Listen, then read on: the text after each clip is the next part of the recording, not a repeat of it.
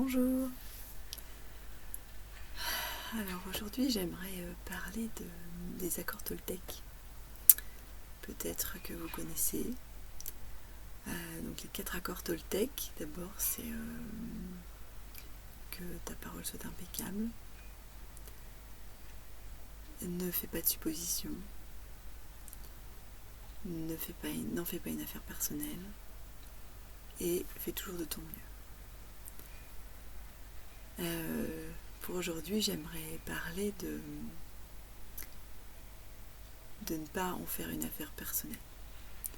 En fait, comme beaucoup de choses, on peut trouver ça super chouette mentalement.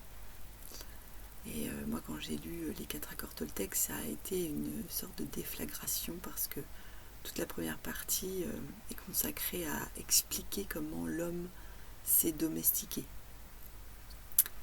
et est devenu un être qui ne réfléchit plus par lui-même et ne ressent plus par lui-même ce qui est bon pour lui. Et donc en fait, on fait ce que Don Miguel Ruiz appelle le rêve de la société et non plus le nôtre. Mais ensuite, une fois que je l'ai lu, j'ai trouvé ça super génial. Et après, j'en fais quoi ? Une fois que j'ai trouvé ça super génial, eh bien, la vie m'a envoyé des événements qui m'ont permis d'expérimenter. Je pense que c'est un peu comme ça que ça marche. Du coup, l'événement qui m'a beaucoup marqué et que j'ai envie de partager, c'est lorsque une de mes sœurs, celle dont je suis le plus proche, tout simplement parce qu'on a 2 ans d'écart et qu'on a été élevés ensemble, alors que mes 2 autres sœurs ont 15 et 19 ans d'écart avec moi, on n'a pas été élevés vraiment ensemble. Donc cette sœur, Aurélie, avec qui j'étais extrêmement proche,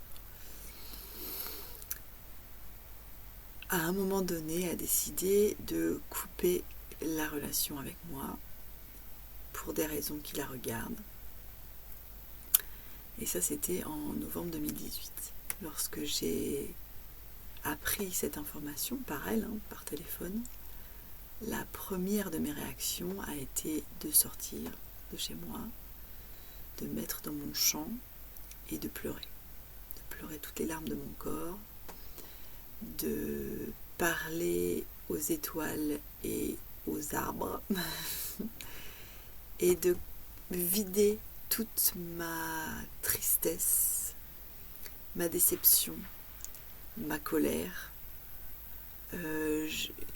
ma haine, c'est peut-être un peu fort, mais quand même mon ressentiment contre elle. Et j'ai ressenti dans mon corps quelque chose qui était dévastateur.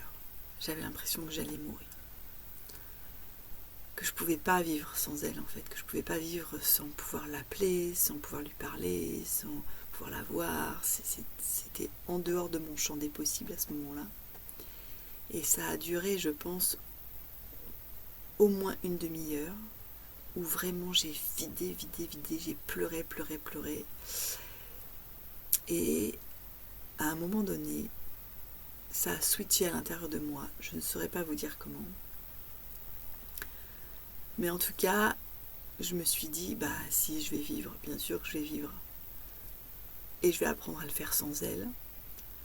Je ne savais pas combien de temps ça allait durer. Mais une chose était sûre, c'est que je ne voulais pas durcir mon cœur. Je ne voulais pas alimenter le ressentiment et la colère. Je voulais que mon cœur reste grand ouvert pour elle, pour qu'elle puisse revenir quand elle se sentirait prête. Et c'est ce que j'ai fait. J'ai accueilli, parce que ça a duré plus d'1 an et demi, Et donc pendant tout ce temps, bien sûr que des fois la colère elle revenait, et bien sûr que des fois je me sentais hyper triste et que je comprenais pas et que je me disais que c'était pas normal, que c'était pas bien, etc., etc. Bien sûr.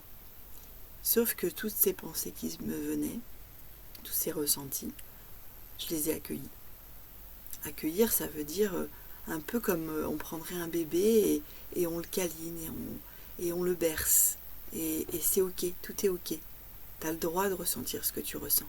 Et en fait, je me suis autorisée à ressentir ce que je ressentais. Je me suis autorisée à penser ce que je pensais.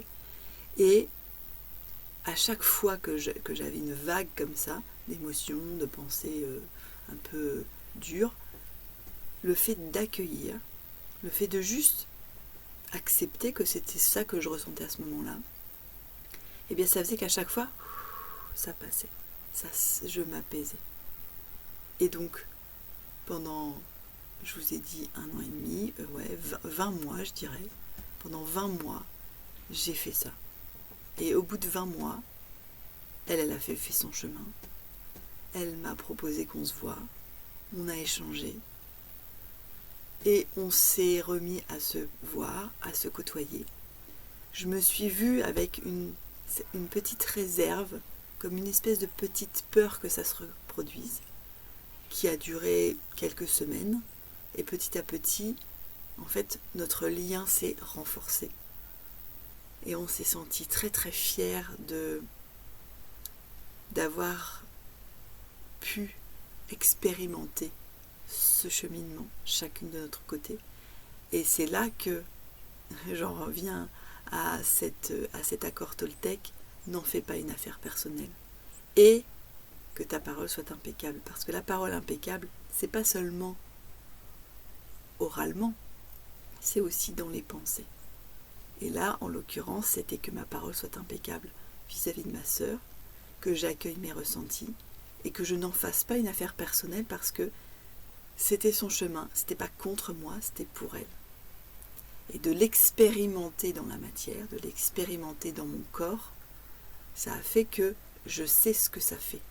C'est pas juste une idée super jolie, c'est une réalité possible. Voilà pour aujourd'hui. Je vous souhaite une belle journée, ou une belle soirée, ou une belle nuit, ou tout ce que vous voudrez. À très bientôt.